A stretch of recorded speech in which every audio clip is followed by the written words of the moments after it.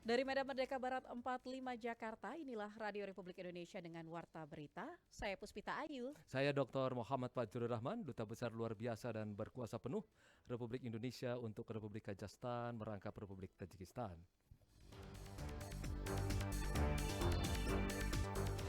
Pendengar, kami akan hadirkan sejumlah informasi pilihan baik dari dalam negeri, mancanegara, dan dunia olahraga.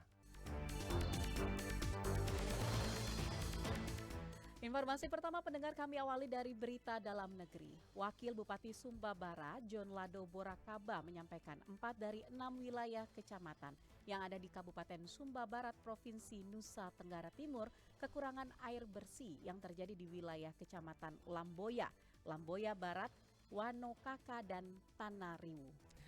John Lado mengatakan, debit air di sumber-sumber air yang ada di 4 wilayah kecamatan itu menyusut selama musim kemarau.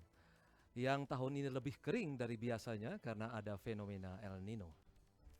Selain itu, Wakil Bupati Sumba Barat berharap pemerintah Provinsi Nusa Tenggara Timur dan pemerintah pusat menyalurkan bantuan dana untuk membangun fasilitas penyediaan air bersih di wilayah-wilayah kecamatan di Sumba Barat yang hampir setiap tahun kekurangan air selama musim kemarau.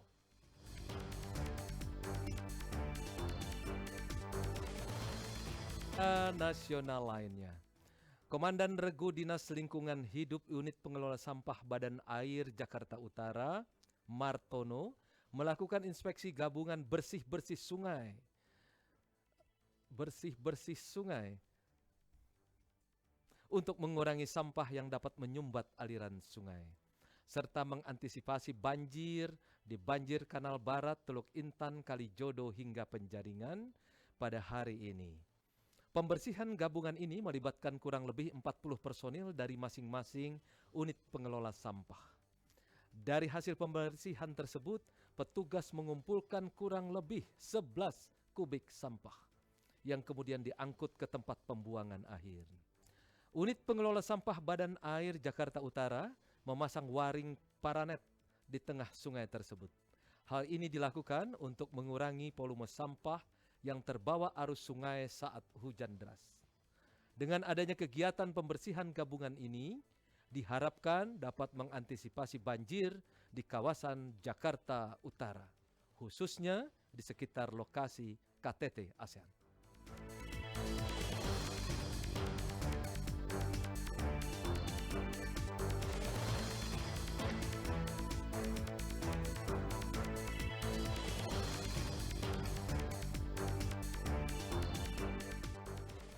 Berita mancanegara, juru bicara Kementerian Luar Negeri Tiongkok, Mao Ning, berharap agar Jepang menjelaskan soal pembuangan air radioaktif yang telah diolah dari pembangkit listrik tenaga nuklir Fukushima pada momen Asian Plus 3.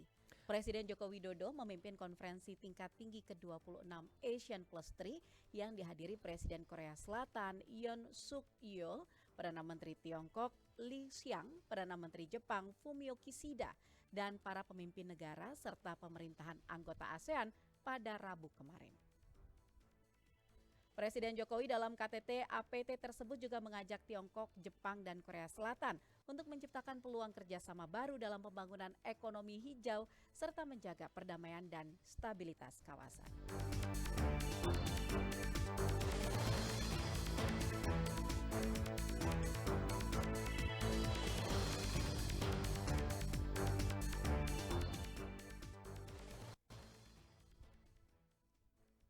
Kesebelasan Bogor City FC Jawa Barat dan Cisauk FC Banten dari grup B berhasil menembus semifinal RRI Cup. Bogor City lolos dengan status juara grup B, sedangkan Cisauk sebagai runner-up. Bogor City menjuarai grup B dengan meraih 6 poin dari 2 kali kemenangan dan sekali kalah. Sedangkan Cisauk menjadi runner-up dengan 4 poin, hasil sekali menang dan sekali imbang. Pelatih Bogor City, Fredo Yuwanto, mengaku senang tim asuhannya mampu lolos ke semifinal.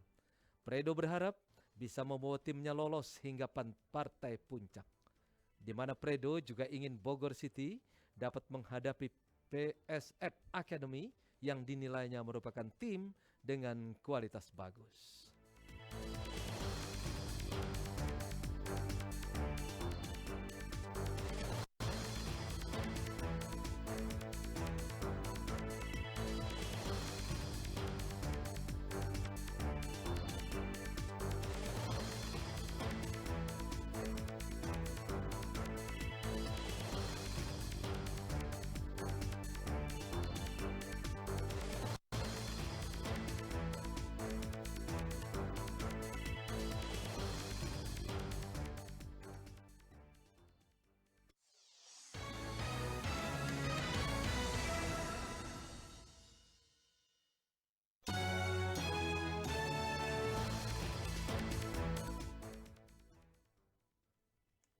Demikian Warta Berita Pro 3 Radio Republik Indonesia.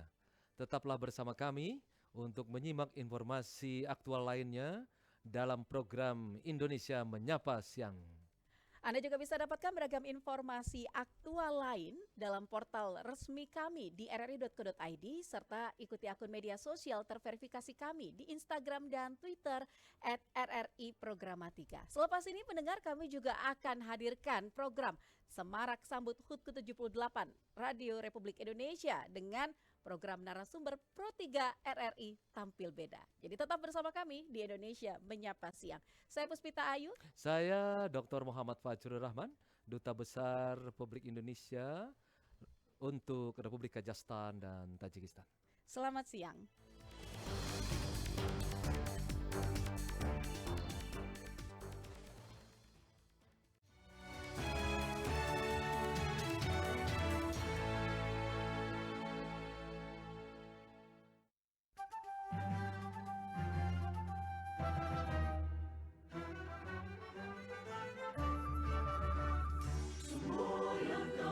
Angkasawan RRI sekali di udara, tetap di udara. Semenjak 45 tak pernah berhenti. Patuh dan setia berjiwa Pancasila. Kita setia dan sekerjanya, Ampera tujuan utama. Penuh pengabdian pada revolusi, demi Tuhan demi Pertiwi. Sekali di udara, tetap di udara.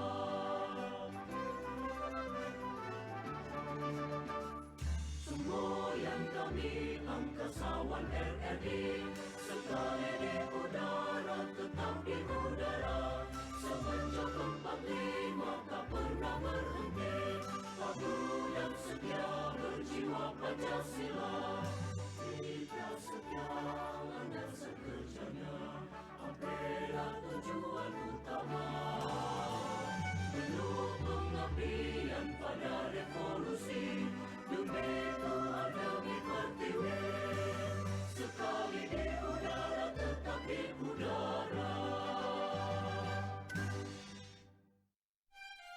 Pendengar Pro 3 RRI dimanapun Anda berada, setiap pemberitaan yang disiarkan Pro 3 RRI selalu update. Pro 3 RRI juga selalu informatif, bahkan siarannya menjangkau ke seluruh pelosok negeri. Saya Khairuddin Mustaqim meraih medali emas World Pencaksilat Championship yang ke-19 tahun 2022, mengajak pendengar untuk terus mendengarkan Pro 3 RRI. RRI hebat, RRI keren. RRI sekali di udara, tetap di udara. Saya Khairuddin Mustaqim, saya Pro 3.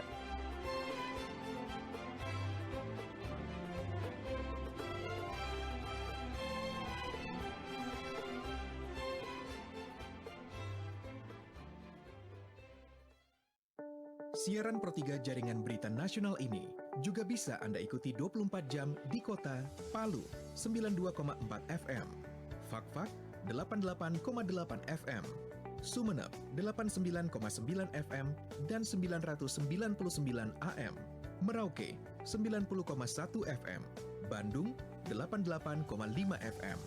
Bisa Anda dengar dan lihat lewat aplikasi RRI Playgo atau portal www.rri.co.id.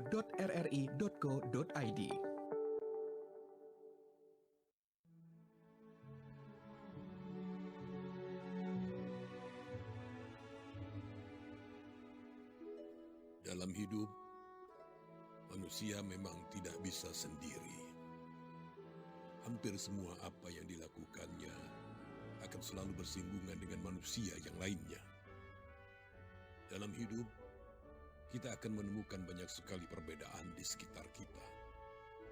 Perbedaan agama, ras, etnik, fisik, kulit, bahasa, suku, budaya, adat istiadat, perbedaan golongan, status sosial, perbedaan pendapat, dan perbedaan-perbedaan lainnya.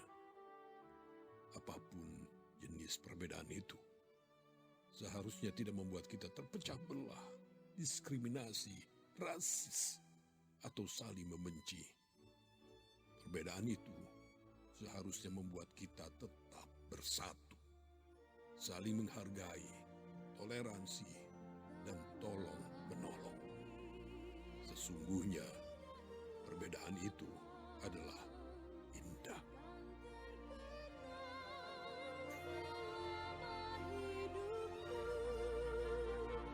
Biarpun saya pergi jauh, tidak akan hilang dari kalbu. Tanahku yang ku cintai,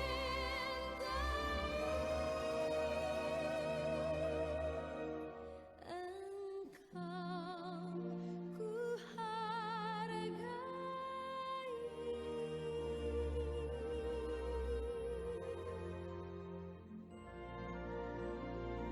Dirgahayu Republik Indonesia.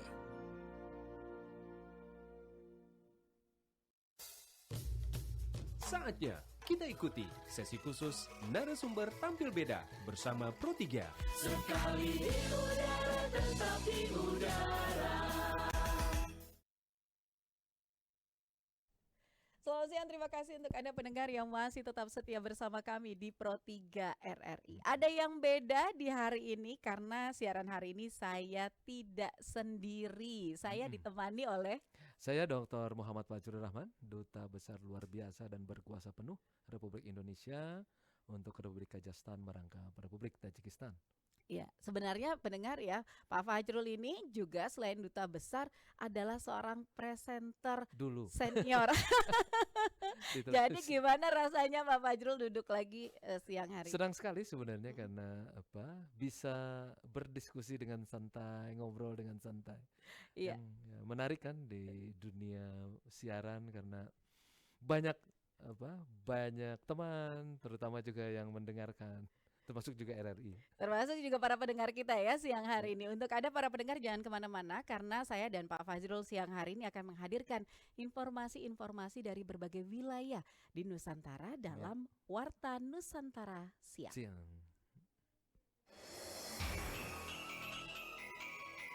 Warta Nusantara.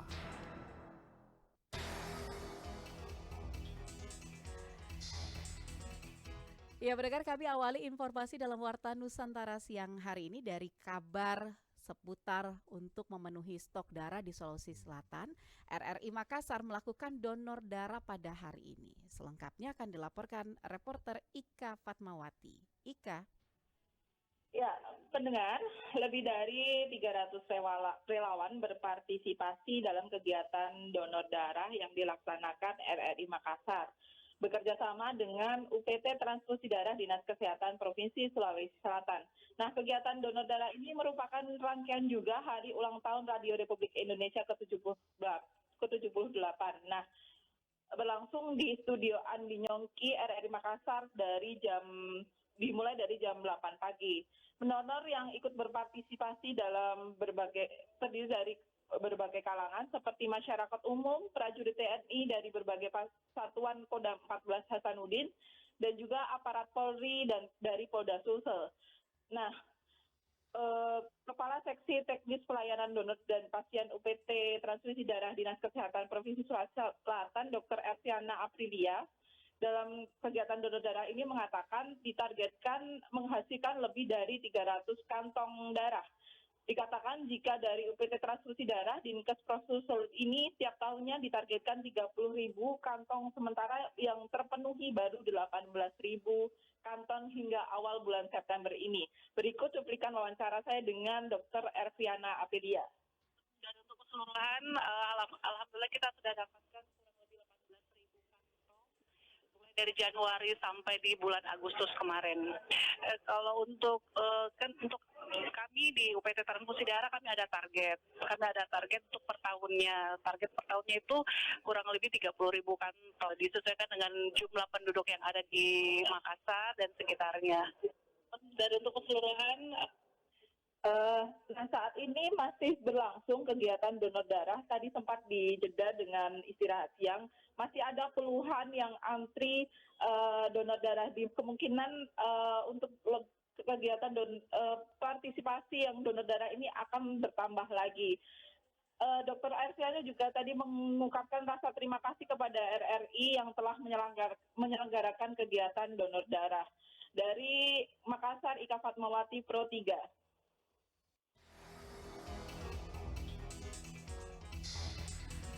Pendengar, selanjutnya kita akan beralih ke RRI Manado bersama reporter kami Jeff Asa yang akan melaporkan sejumlah desa di Langowan, Sulawesi Utara waspada kebakaran hutan dan lahan di musim kemarau. Silakan Jeff Asa, laporan Anda.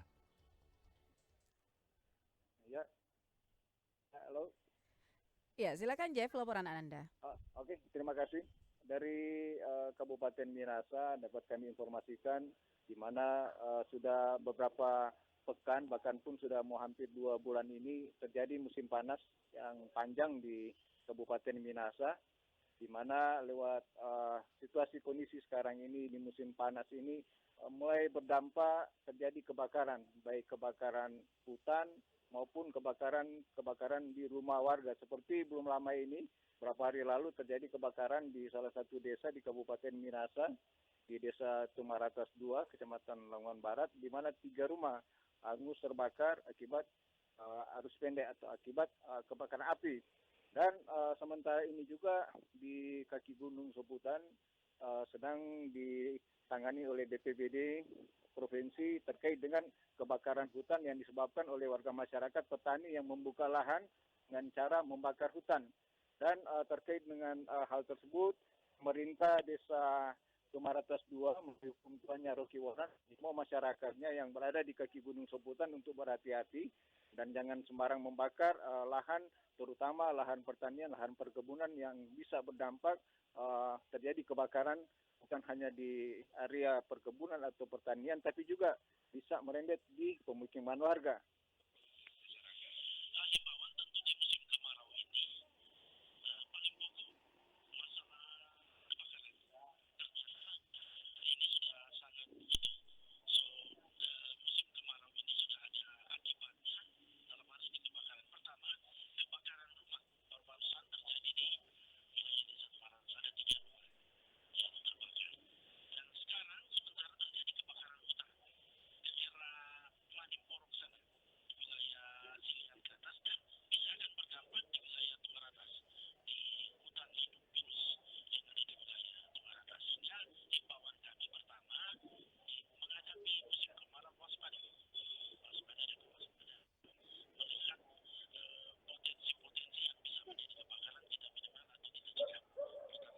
Hal yang sama juga dikatakan Camat Tompaso Barat, Stefri Hendra Pandey, di mana dia mengingatkan masyarakatnya yang beraktivitas di pinggiran atau di bawah kaki Gunung Soputan untuk berhati-hati, jangan membakar sembarangan, karena dampaknya bisa meluas.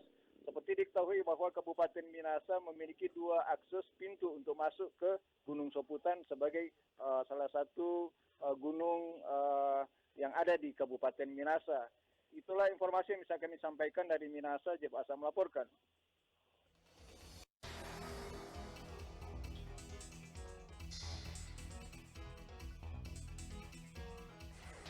Ya, pendengar, Anda masih menyimak Warta Nusantara Siang. Kali ini kita menuju ke informasi lainnya. BNN Kabupaten Buleleng memastikan rehabilitasi bagi pecandu narkoba di Bali Utara gratis dan tidak akan diproses secara hukum. Selengkapnya dilaporkan Sukma Sumampan. Sukma. Ya baik, pendengar.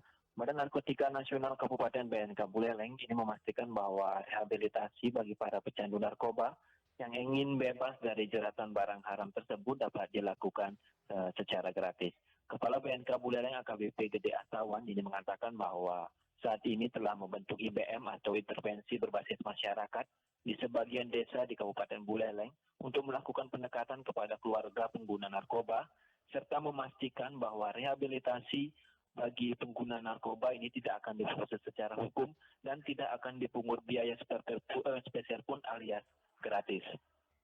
Kemudian kita direhabilitasi yang kena narkoba kita bentuk namanya IBM, intervensi berbasis masyarakat. Artinya tokoh-tokoh masyarakat yang kita pilih memang betul tokoh, jangan tokoh yang narkoba kan gitu ya. Kita advokasi seperti kita 10 orang itu mengadvokasi mendekati keluarganya, ayo kita bahwa narkoba itu berbahaya, mari lapor tidak diproses hukum dan biaya gratis daripada barangnya habis semuanya. Kebanyakan orang kena narkoba udah kekayaannya ekonominya udah nggak baik.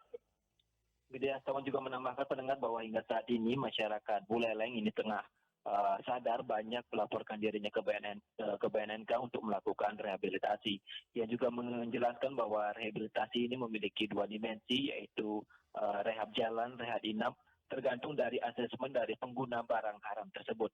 Lebih lanjut juga Gede Astawan memastikan bahwa nantinya BNNK Buleleng, PMK Buleleng, serta instansi vertikal lainnya ini akan memberikan perhatian khusus bagi para pecandu narkoba yang telah menjalani rehabilitasi, sehingga ia berharap Buleleng ke depannya dapat bersinar ataupun bersih dari narkoba. Dapat kami sampaikan juga pendengar bahwa hingga saat ini dari BNNK sendiri telah menunggu penandatanganan perda atau peraturan daerah dari Kabupaten Buleleng ini terkait fasilitas P4GN atau pencegahan pemberantasan penyalahgunaan dan peredaran narkoba atau narkotika yang akan diundangkan pada akhir bulan September ini. Dari Singaraja, Bali, Sukma Sumapan, Pro 3 RRI melaporkan.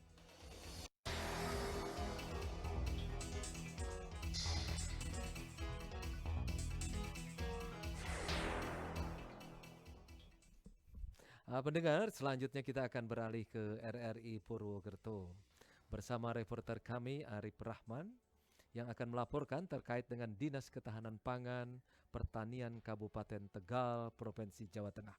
Bekerja sama dengan Bulog Wilayah Pekalongan, hari ini menggelar Pasar Murah Pangan di Mall Pelayanan Publik Selawi. Silakan Arif, laporan Anda. Pendengar, sampai dengan siang hari ini di Mall Pelayanan Publik Kabupaten Tegal, Jawa Tengah baru saja berakhir Pasar Murah Ketahanan Pangan terkait dengan dampak mahalnya harga beras di pasaran, sehingga Dinas Ketahanan Pangan Kabupaten Tegal, Jawa Tengah bekerja sama dengan Perum Bulog Wilayah Pekalongan mendistribusikan atau menggelar pasar murah mulai minggu kemarin dan hari ini, Kamis tanggal 7 September 2023. Dan kegiatan ini mendapat respon yang sangat positif dari seluruh masyarakat di Kabupaten Tegal. Dari jam 7 sampai dengan jam 10, antrian sampai panjang, bahkan hampir tidak memenuhi halaman Mall Pelayanan Publik di Kabupaten Tegal sendiri. Bersama saya ada Ibu Parti yang juga ikut antri tadi pagi sampai saat ini, namun belum mendapatkan beras. Dimungkinkan hari Selasa baru ada dropping lagi di lokasi yang berbeda di wilayah Kabupaten Tegal. Bu Parti, selamat siang. Selamat siang, Pak. Parti sampai sejauh mana, Bu, untuk Ibu sendiri dalam menyikapi adanya program pasar murah ini, Bu? Ya, saya udah antri dapat 1 paket. Sekarang harganya naik jadi 51.000, Pak. Yang tadinya 43.000. Bu, paketnya apa saja, Bu, yang didapat pada minggu kemarin, Ibu? Masih sama beras 5 kilo, minyak 2 liter, sama gula pasir 1 kilo. Untuk hari ini harganya berapa yang dari 1 paket itu? 1 paket itu sekarang berasa naik sih ya, yang 5 kilo jadi 51.000, sama dapat minyak cuma 1 liter sama gula 1 kilo.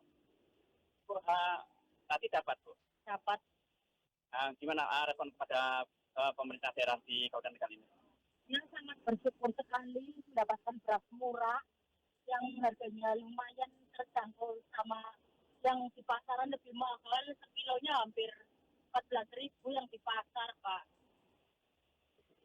Diharapkan dengan adanya pasar murah di wilayah Kabupaten Tegal bisa membuat masyarakat semakin ringan dalam membelanjakan di sejumlah pasaran, karena di pasar tradisional saja beras sudah sangat mahal, kisaran 13.500 per kilo sampai 14.000 per kilonya.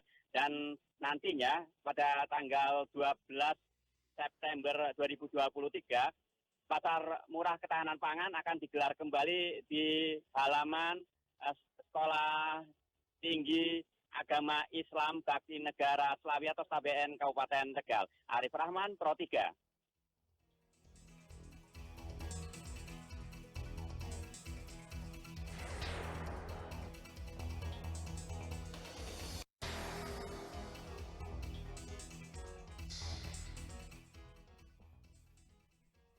Ya, demikian tadi informasi dari reporter kami, Arif Rahman. Ya, jadi Terima kasih Arif Rahman.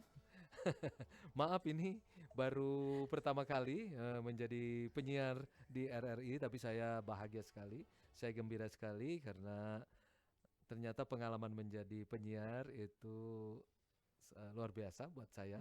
Udah lama masalahnya karena saya sebenarnya hampir 10 tahun kan menjadi presenter televisi dari sejak zamannya Indosiar dengan Pak Wisnu Tama. Wisnu Tama dulu adalah Pak manajer saya. tapi jadi Pak menteri. Fajrul, bedanya televisi dengan radio apa Pak yang dirasakan? Yang bedanya kan karena kalau televisi kan kita berhadapan dengan kamera cukup banyak. Jadi harus kesana kemari memenuhi perintah dari produser, mata ke kanan, mata ke kiri, mata ke depan, terus kemudian mereka juga bisa memerintahkan harus bertanya ini, harus bertanya itu. Tapi kadang-kadang aku sendiri jarang mau mendengarkan, jadi aku bertengkar sendiri dengan narasumber biasanya. Begitu ya. Tapi yang jelas hari ini cukup terobati rasa kangennya ya Pak ya. Betul, karena ini kan membacakan ya, tidak secara langsung. Kalau jadi presenter kan mempersiapkannya cukup panjang dan cukup berat sebenarnya. Terima kasih sudah menemani saya siaran Ya. siang hari ini Pak Fajrul. Ya. Pak Fajrul, sedikit dong Pak Betul. menjelang hari ulang tahun RRI ini Pak, di hari radio. Mungkin Iya Pak ya, Fajrul juga. saya ingin sekali mengucapkan selamat ini kepada RRI untuk hari ulang tahunnya yang 78 ya. Ini tanggal berapa September? Betul sekali. 11 September nanti kami 11 78 September tahun. 2023 RRI akan berulang tahun yang ke-78. Saya sejak dari kecil mendengarkan Radio Republik Indonesia karena kan dulu tidak ada televisi di zaman saya. Jadi cuma ada radio RRI kan seperti itu. Dan kemudian yang selalu teringat itu adalah acara-acaranya apa ya? Ada yang bahasa Inggris bukan ya? Ada, kami Ada sampai yang sekarang bahasa masih ada Inggris. Pak. Gitu. Yang paling booming sih sampai Pancasila. Apa ya dulu ya? Cuman itu ada ya. saya harus tanya senior nih kayaknya. Dan lagu-lagu tentu menarik dan terakhir ya slogannya yang abadi ya. Nggak pernah berubah ya. Sekali di udara tetap di udara. Kami hanya akan berubah logo Pak, tapi kalau slogannya Slogannya tetap sama. Jadi selama 78 tahun slogannya sekali di udara, tetap di udara. Oke baik, RRI semoga terus terdepan menjadi radio yang memberikan informasi terbaik untuk mengatasi disinformasi, misinformasi yang sekarang banyak sekali beredar melalui media sosial. Mudah-mudahan RRI tetap berada di jalurnya istiqomah, memberikan informasi yang terbaik, yang cerdas dalam upaya mencerdaskan kehidupan bangsa sesuai dengan apa yang disampaikan di dalam pembukaan Undang-Undang 45. Jadi RRI untuk hari ulang tahunnya yang ke-78 tetap sekali di udara, tetap di udara, dan tetap mencerdaskan kehidupan bangsa. Terima kasih. Saya Dr. Muhammad Fajrul Rahman, Duta Besar luar biasa dan berkuasa penuh Republik Indonesia untuk Republik Kazakhstan, merangkap Republik Kazakhstan. Silakan kalau ada yang mau berkunjung ke Kazakhstan dan Tajikistan, karena dekat dengan Uzbekistan, jadi bisa wisata religius ke makam Imam Bukhari. Baik, terima kasih Pak Fajrul sudah menemani saya. Jangan kemana-mana pendengar, saya masih akan kembali lagi meneruskan Warta Nusantara Siang selepas jeda yang berikut ini.